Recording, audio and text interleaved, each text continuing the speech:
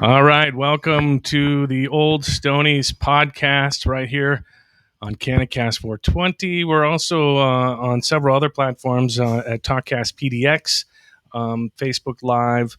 We're also on their YouTube channel. We're also on Twitter and Periscope. Where else are we? Geez, we're everywhere. Dude, we're on the web, dude. Yeah, we're on the web. We're on the line. We're on the line. We're rocking and rolling. But today we are hanging out. We're on location live doing the show. And we are actually at Rooster Apparatus, and we're hanging out with Dave Goldstein, and he's sitting here across from us. Hi, kids. How you doing, buddy? Yeah, I'm all right. And we're really glad to have Dave with us. We tried to do this last week, but we had some technical issues. So there you go. Got some great video. Yeah, we're here. We got some video, but we didn't have any audio for some reason. But it looks like we have levels, and we're rocking and rolling. So welcome, Dave, to the Old Stoneys podcast. Hey, well, welcome to Rooster Apparatus. Yeah, it's nice. You've been cordial, and we've indulged a little bit, and we've seen the little tour and whatnot. We've tested out the apparatuses. Yeah, we tested out the apparatuses. It's still working satisfactorily. Oh, absolutely. Very satisfactorily. I think way too satisfactory, really. But we thank you for your hospitality. We thank you for your hospitality. Certainly, you're welcome. And Matt has met you before. I met you for the first time last week, and it was a pleasure, of course, then too, even though nothing worked. But how did you and Matt meet? That's how I'd like to know. I came over and interviewed you for Dope Magazine. I had an assignment to find somebody interesting, and I did a little research, and somehow I found out that you were the Bong father, living right here in Portland, Oregon. And I told my boss, listen, we got to do this. Bong father. I was told that we had a person that specialized in doing glass reviews, but obviously he hasn't had a chance to talk to you yet. And so I begged the magazine, just let me talk to Dave for a little bit. And we ended up talking for almost 2.5 hours. It was a really, really cool conversation. Yeah, time flies when you're having fun and stoned. Absolutely. Oh, yeah. God damn. Yeah. It's like every question, take a dab. Every question, take a dab. And he sent me home with rig, which... Oh, you got a rig out of that? I did. But it was a prototype. It was really cool. I'm still using it today. And it was almost 2 or 3 years ago. But that little prototype, I send it out to my friends to let them try it. And I'm hoping that they're turning around into sales for you. Oh, you guys been busy. We're adequately busy. Good. That's good. I was going to ask you, how are things over this last year, due to the pandemic? More people are smoking different substances out of different things. And, I was wondering how it has been. Oh, we were real busy during quarantine. People were buying bongs, I take it. You got to use something. That's funny, though. It was just a perfect storm, really. I 420 of 2020 was just a phenomenal month. We were still working off back orders that we got in April. In like the third week in May, we were still working on stuff that came in April. We were so back ordered. And how many people work in the shop? I have 2 people now. It used to be just me and Jason, but actually I guess it's 3 now that I hired Jeremy. Good. But this is still a very small independent shop that, hand makes everything. You guys pretty much do everything in-house. Yes, that's right. Nothing we have, nothing about Rooster Apparatus originates in China. There's no Chinese-made sub-assemblies, no Chinese glass, and no part of our supply chain starts in China. Good. I know a lot of our glass that we get here, at least in the Pacific Northwest, well, everywhere in the world, a lot of it's made in China, and a lot of that product does turn out to be of inferior quality, I would say. I tell you, hey, picking up one of these, I mean, you definitely feel like you've got something substantial in your hands. They're pretty nice. I mean, it's not knocking over, I can tell you that. Well, I've had a couple of design parameters throughout my entire career, certain things with regards to, bongs being bottom heavy, that is to say, not inclined to fall over. Right. And I'm also a stickler about stuff being repairable that I use Cymax brand glass, which is considerable more expensive than what most bongs are made out of. But Cymax repairs well, and that's why that's why we'll do repairs on Roosters, because I know they're made with Cymax and they're not going to be a real pain What's in the Cymax? butt to repair. Oh, I don't know what that is. Borosilicate glass, Pyrex glass, is made by a variety of manufacturers. Pyrex, Kimball, Schott are very well-known trade names. Cymax brand tubing originates in Czech Republic, and the Czechs have been making glass for a long time, and they are actually like about the world leaders in glass science.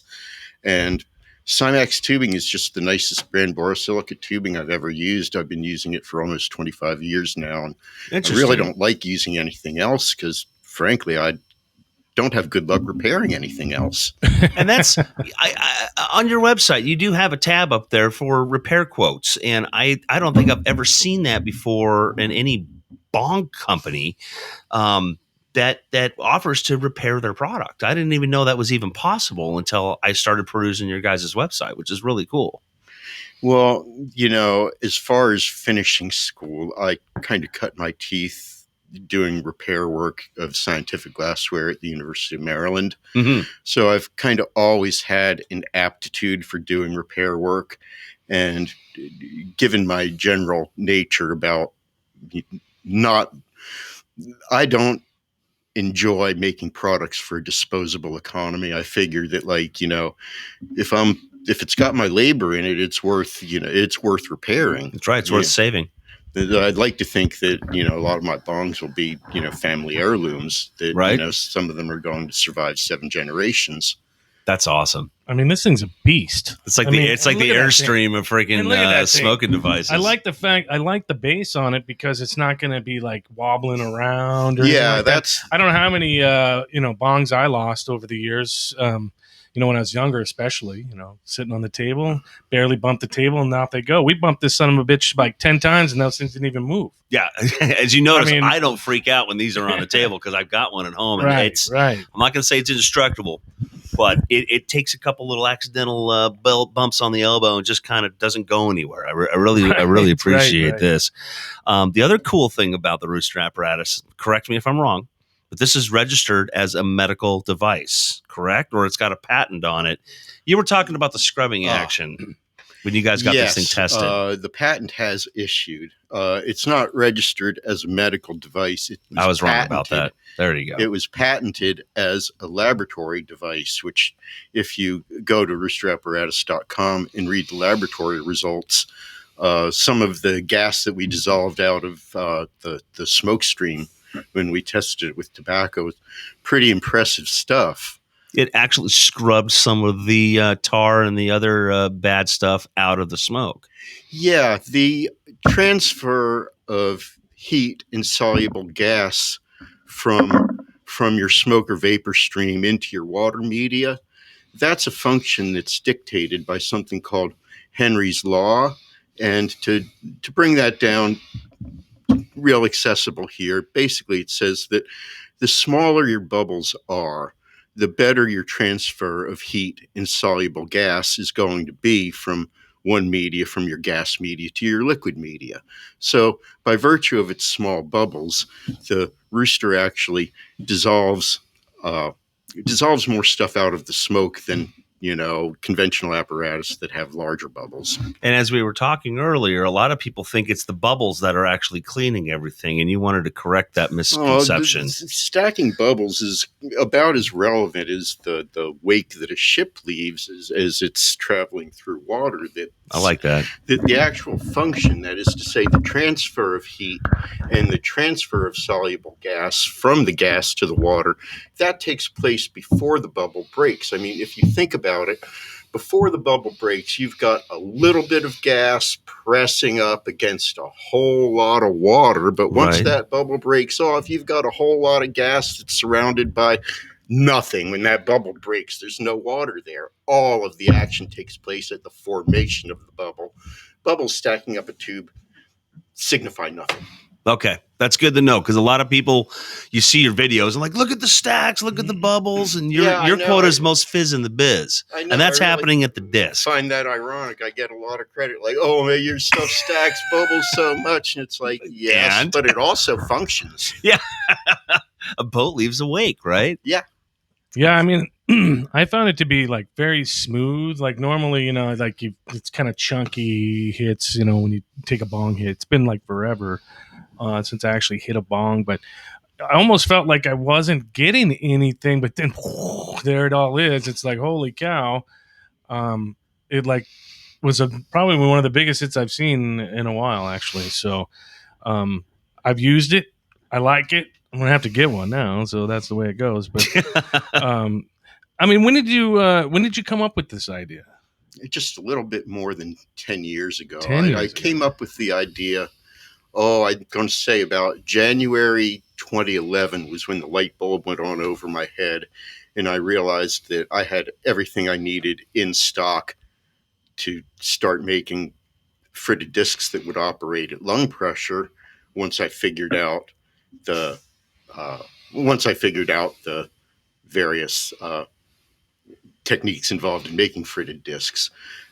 This is the first Rooster I ever built, and this I built a couple of days after 420 in 2011, and it's got a shotgun hole. It's got a shotgun. Yeah, it's a sign of the times, if you will. A number Exactly. of things that distinguish it as a prototype. shotgun hole. When I built this, I thought, oh, this thing's just going to be a gimmick. And then when I took my first bong hit, I was like, oh, holy cow, I think I need a patent attorney. This is I think we're onto something. By an order of magnitude, the best bong hit I've ever taken. And even the first one, it still pulls and stacks amazing. Yeah, and it's quiet. Yeah. Most bubblers are just really, really loud. Careful, and it makes it real loud when you hit the table. Okay. Yeah. Blew out my eardrum a second ago when I dropped that thing over here. I was like, oh my God. Rookie mistakes. Yeah. So where can you sell these? You can sell them everywhere or some places. Didn't, way back when, somebody, that's got in a trouble. sore point. Yeah. I don't mean to be the downer, but I got to ask, people want to know. Well, the best place to buy, for most people, the best place to buy a rooster is at roosterapparatus.com. Right. And you guys are always having sales, it seems like. There's always a reason for some reason. You guys have got some pretty good sales. Well, actually, last year we came to the conclusion, after being so overwhelmed at 420, we came to the conclusion that our best strategy was to reduce the regular off-season price to like generally within $20 or so of what the sale price is, because we got so slammed with the spring sale last year that it was like, oh, can't go through this again. We have to give people less incentive to wait for the sales. Let's spread this out a little more bit. incentive to buy stuff in the off season. So the most part, there's like, $20-ish difference between sale period and a non-sale period. That's cool. And then, otherwise we also have Dave G glass, which is our value line year round. That in 2015, Illuminati Frit became available, which glows under black light. And when that became available, everybody wanted Illuminati. And I had like some hundreds of discs in stock that were made before Illuminati became available. Perfectly fine discs, but they're last year's colors now. Right. So Dave G glass is basically our value line, and that's how we're using these discs that are pre-Illuminati, that are perfectly good discs, but they're just not this year's colors. So we're selling them so Dave G's go at value pricing. So colors, that helps sell things, I'm sure. Oh, anything and everything. He's even got Cartman from South Park in one of his discs. I was going to say, what colors sell better than others? How many SKUs do you have? You must have a lot of different varieties. Oh, well,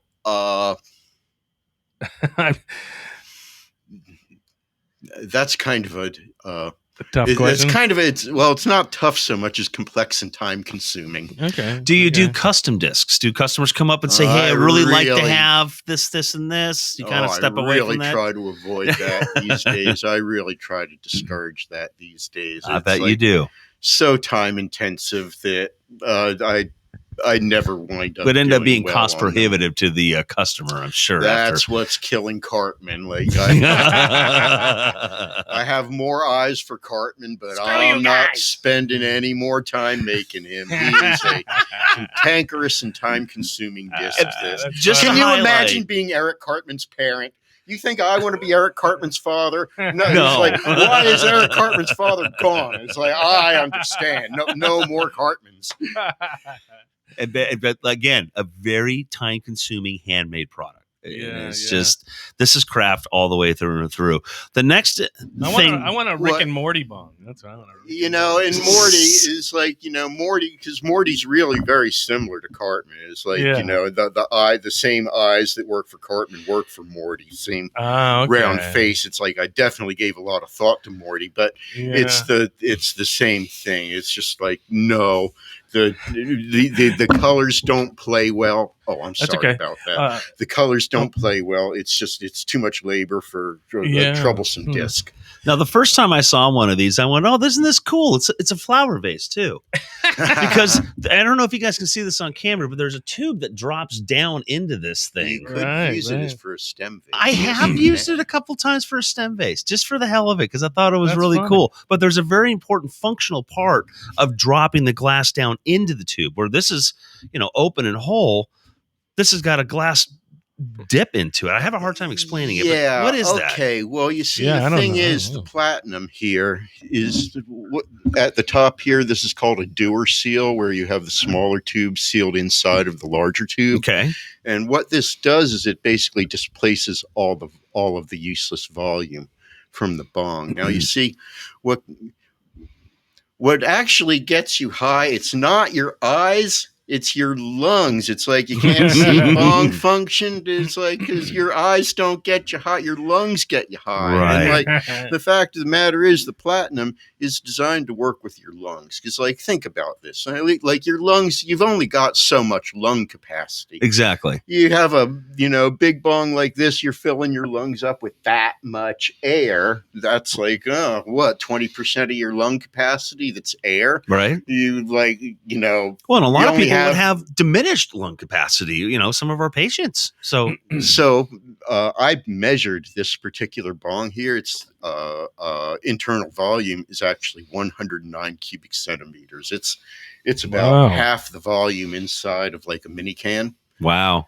And the thing is, when your bong is that small, when your volume's that low, the smoke is just instantaneously. Yeah, it's like you're not filling up on bread before the main meal arrives. It's like, basically 90+% of your lung is getting used for payload, not 80% of your lung. Yeah. You're just inhaling more payload. And the thing is, since you start inhaling earlier and get your payload earlier, you get all of your payload. And that's, a lot of people give me grief. Like, why don't you use a carb cap? Well, it's like, I'm getting all my payload up front. Yeah. I'm really not. After I watched, 99% of that dab liquefy and vaporize and go into my lungs, I'm not concerned about that 1% that's left there is saliva slurp. Saliva slurp. I like that. You remember saliva slurp? Oh yeah. The last little. Yeah. Oh my God. Saliva slurp. Oh boy. So what are you currently working on? Is there anything in the Mad Lab shop that's you guys are always expanding, always improving, but is there anything coming down the pipe we should kind of keep our eyes out for? Well, Steal Your Face is going to be back here in a couple of months. And that will actually be working better than the prior Steal Your Face. Interesting. New and improved Steal Your Face? Yeah, the lightning bolt's going to be Illuminati instead of clear. Oh, awesome. Wow. Are you going to take that to Virginia to your Dead show this year? No. Yeah, okay. We got to think about where we're traveling from and to. Yeah, we're not doing that. Yeah, no. We're not doing that. You can't do that. Let's see. I wanted to know, like, where you're from. Like, where were you, born and raised? And No, I was born in type of thing? Philadelphia, Pennsylvania in 1957, Really? which is the year of the rooster. Yeah, nice. And Okay. that's where the rooster came from, actually. That's cool. I was born in the year of the rooster, and I am, according to Chinese astrology, an archetypical rooster. It's weird. I mean, I don't generally get up early, make a lot of noise. No, specifically, it says that the rooster is the first to sound the call. The rooster is the first to call for alarm at the first sound of concern. And the rooster may do well if he learns to be diplomatic about expressing this. Okay. Okay. Really? Well, hello. Gee. I asked my acupuncturist, how can this be true? She gave me a book of Chinese astrology. And he's like, you might think this is interesting. So I read about the rooster, and it's like, what? How did it have me so pegged? I don't believe in astrology. But boy, I sure am an archetypical Chinese rooster. That's interesting. So born in Philly. Born in Philly. How'd you migrate west? When did you start that? I moved to Oregon again in the year of the rooster, 1981. All right. Okay. I arrived here in November of 1981, and I shared studio space with Paul Troutman for about a year and a half, which I couldn't get out of soon enough. We were still shoveling Mount St. Helens ash back in those days. Yeah. I was 11. Yeah. I remember. We were 11, buddy. Yeah, we like were 11. Something like that. I was a young Stoney. Oh, do you have some ash? Oh, yeah, here. Oh, look at here that. with a roach in it. Here we have a Mount St. Helens ashtray from Bullseye Glass right up the street. That's cool. Yeah, we were sure doing that. Look at that. Look at that. That is awesome. Yeah. That's pretty cool. And those roaches are a few years old, but yeah, there we go. It says right on the back, it says Mount St. May 18th. Made from volcanic ash, Mount St. Helens. That's awesome. Oh, I tell you guys, I have 1980. Born and raised here in Portland, Oregon, my entire Bullseye life. Glass. I have never ever seen one of those. There you go. That's pretty damn cool. Well, maybe we'll wash it up for the next one. There you go. Get Well, a no, good hell view of no. it. We're going to go ahead and It's leave it actually just got like a that. real nice iridescent fumed finish that you can't see because it's so dirty. It actually is kind of pretty. That's cool. Yeah, that's awesome. Mount St. Helens is full of dust too, man. It's all good. I got to It's go all up good. there. I haven't been up there in a long time. Yeah, it's been about 5 years for me. 5 or Need to 10 years. There. Now that I'm vaccinated and all that crap, get up there. I want to get up there and check it out. I want to take my friend Ken up there to Mount St. Helens. I think he'd dig it. So and you made it out here, 1981 to Oregon, and then started getting into the glass game right away. And yeah. What I thought the rosy future I thought was waiting for me here didn't materialize. So I was kind of thrown into sink or swim situation pretty quick upon arrival, and I knew that everyone loved my bong, so I started making my bong, and it wasn't too long before my original bong became actually quite a success in its time. I don't like to think about it now, but I guess it was my first 15 minutes of fame. You said, did you go to college at all? Yeah, I spent. I got a degree from the University of Maryland. That's actually where I got the finer points of scientific glass blowing training. Oh, that's cool. Okay. I started in the glass business in 1976 at Odyssey Glass in Silver Spring, Maryland, and in 1979 the scene in making glass paraphernalia started to get kind of hot as far as upset parents passing, laws to get bongs out of record stores and stuff. Oh, like yeah, that. I remember that. So in 1979, when I was working for Odyssey Glass as a contractor in my basement at the time, I got to be feeling nervous about the future of the paraphernalia industry. So I took advantage of my status as a student there at the University of Maryland, and I wandered down to the University of Maryland Scientific Glass Shop, which existed back then. And I introduced myself to the glass blower there, and I told him that I worked for Odyssey Glass. And his first question is, "How's Roger doing? You know, Roger used to work for me." Oh, wow. And I looked at him and said, "Oh, you used to be my boss's boss." He's like, "Yeah, Roger worked for me back in the early 60s. Like, oh, wow, that's Small so world. cool. I Small love you world. already, because Roger was a very colorful character and a great mentor and very colorful character. That's awesome. That's So, great, though. You know, just immediately bonding over Roger, I kind of worked. I finagled my way into getting an unpaid internship in the University of Maryland's glass shop, and that's where, That's as I awesome. say, I picked up the finer points of doing scientific glass and quartz work and stuff like that. What about when you first started selling them? How'd you peddle your wares? Did you go to farmers markets? I don't know how you would. I mean, Flea market. mail order. Did you put ads in comic books? I don't know. I mean, I don't know. In Mad Magazine, Rolling Stone, all those magazines from Cream, all those magazines. I used to look at those, fanatically as a kid, and like 7 or 8 years old, seeing ads for, buy a water pipe for your tobacco, and it was clearly a bomb. You're dating Clearly a yourself, yeah. Clearly you're a dating bomb. We yourself. are the old Stoneys. Well, yeah, we don't make any bones. We're old Stoneys. Well, I'm an ancient Stony then. The OG Stoney. We'll have to get him a sweatshirt that says Ancient Stony. I like that. Well, see, what you're referring to was, I'm so That's sorry. okay. about That just makes it loud. in the What microphone. you're referring to was the days of the catalogs. Yeah, There was a yeah. catalog.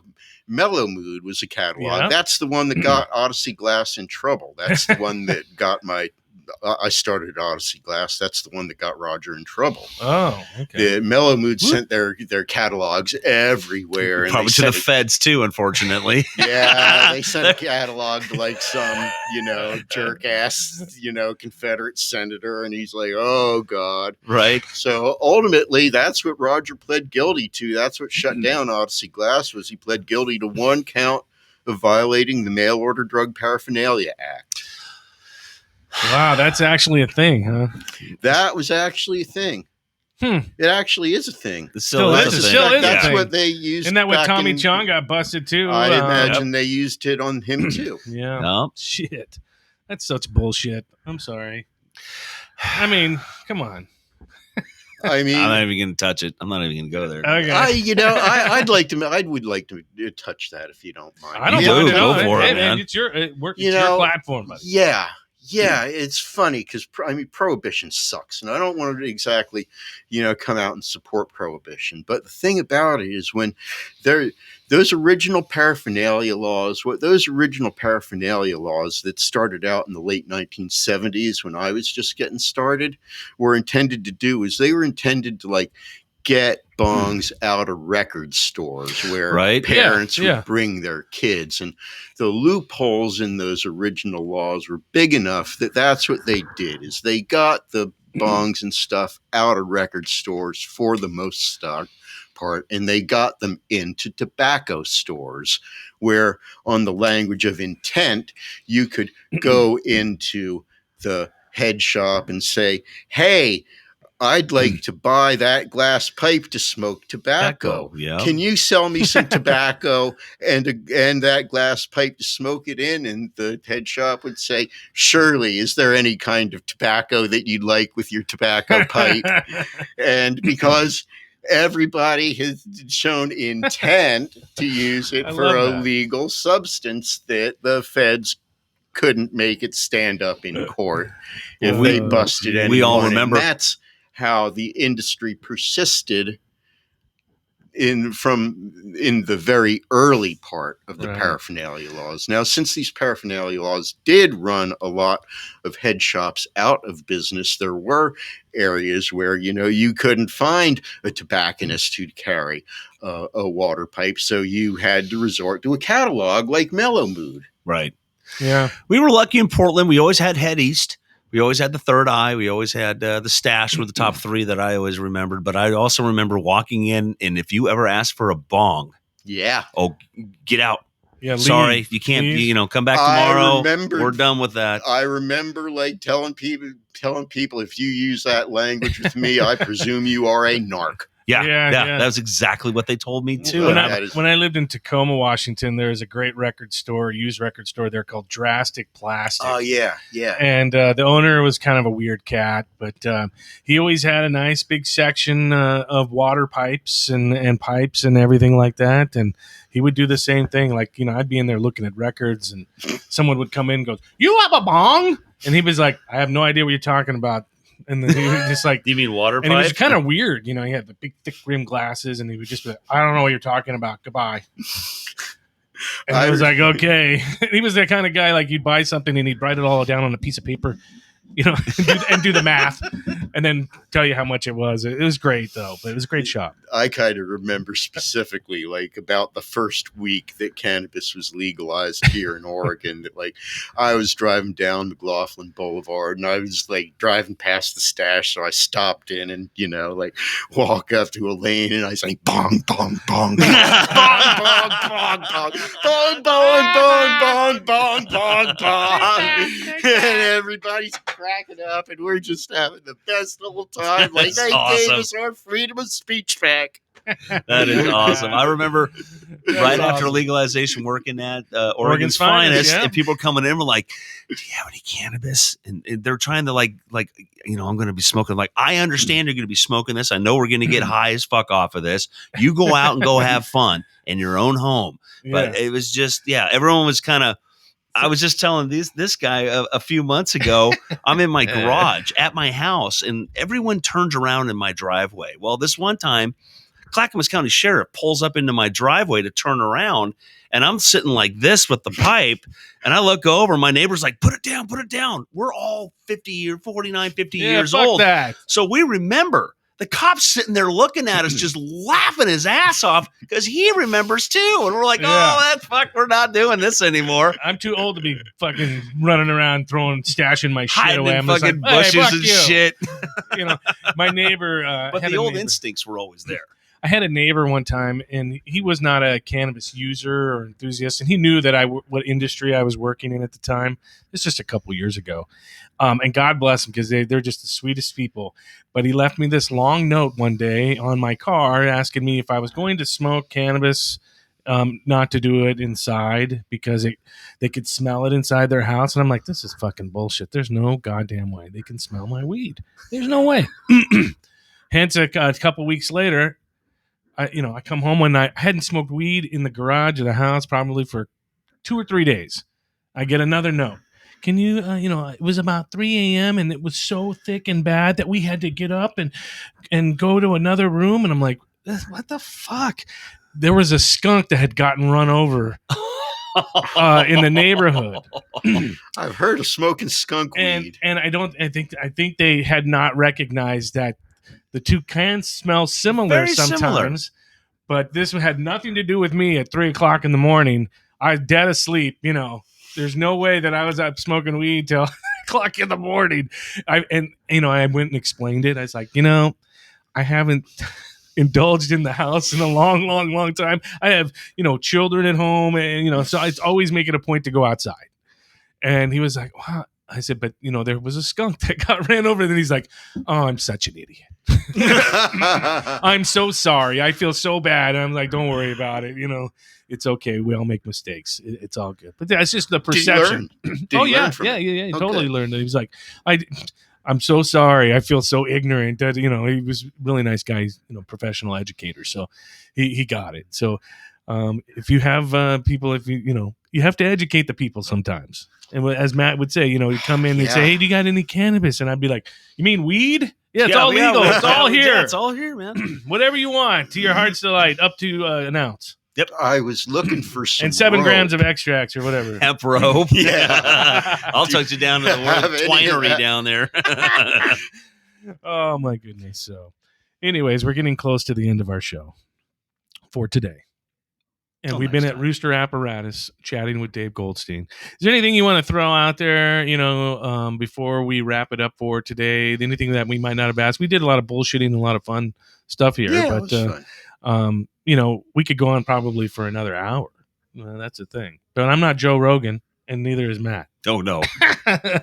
Neither am I. Yeah, and neither is Dave. So, do you want any messages? You want to tell anybody anything about and where they can get it and all that stuff? Oh, before yeah. we What's let the you go? website? What's the It's Rooster. Instagram? Yeah. Well, the Instagram is Rooster_Apparatus. There you go. Gotcha. And it's roosterapparatus.com. And kids, remember, it's your lungs that get you high, not your eyes. Use them effectively. We want to help you do that. roosterapparatus.com. Thanks for listening. All right. Well, I couldn't have said it better myself. And that'll do it for the Old Stoneys live podcast for this week. Normally, we come to you on Wednesdays, but today we scooted over to Tuesday, and we might come back to you this Friday. We'll see what up. Yeah, determining factors have to prevail. Though, Right? so. It's weed. So. Yeah, it's weed. It's weed. weed. It's Oh, my weed. goodness. Look at that. Uh-oh. We got some. Oh, boy. All right. So I probably won't be anywhere Okay. for a couple hours, everybody. All right. So. Safety break. Safety break. All right. Thank you so much for listening to the Old Stoneys podcast. I'm Justin McDonald for Matt Crisione. We want to say keep on smoking. And, of course, thanks for watching and listening. Got to go out with a dab. Go out.